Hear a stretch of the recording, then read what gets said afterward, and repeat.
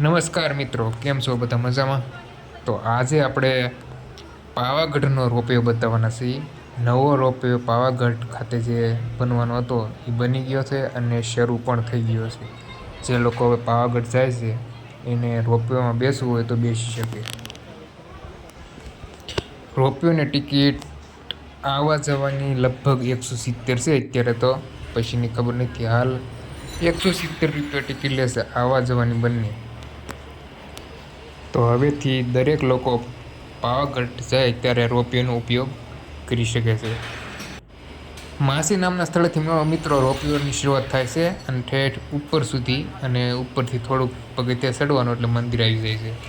એટલે માસી નામની જગ્યાએથી ઉડન ખટોલા એટલે કે રોપવેની શરૂઆત થાય છે. તો આ જો મસ્ત મજાનો રોપવેનો રસ્તો છે, સીધો ઉપર જાય છે.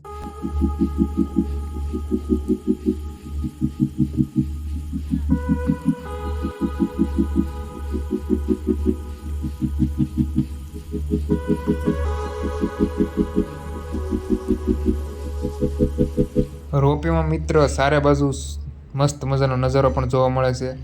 જો આ બધો નજારો ચોમાસામાં તો બહુ મજા આવે, ચારે બાજુ લીલુંછમ.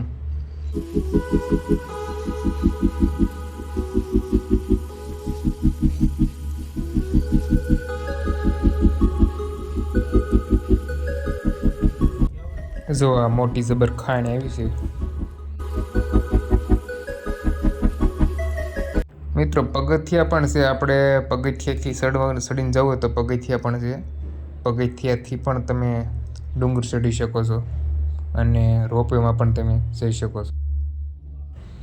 પગથિયાથી મિત્રો તમારે ડુંગર ચડવો હોય તો શાયદ 1800ની આજુબાજુ કંઈક પગથિયા છે, અને 1.5 કલાકથી 1.5-2 કલાક જેટલો સમય લગાય છે 1800 પગથિયા ચડતા. અને મિત્રો રોપવેમાં પણ એટલો જ સમય લાગી જાય છે, કારણ કે તમે રોપવેની મુસાફરી કરો છો ત્યારે લાઈન એટલી બધી હોય છે ને, એટલે તમારે 1.5 કલાકથી 2 કલાક તો તમારે લાઈનમાં ઊભું રહેવું પડે છે. એટલે સમય તો બંનેમાં સરખો જ હોય, પરંતુ જે લોકોને ડુંગર ચડવામાં તકલીફ થાય છે, ચડી શકતા નથી, વૃદ્ધો છે, એના માટે રોપવેની મુસાફરી બેસ્ટ છે.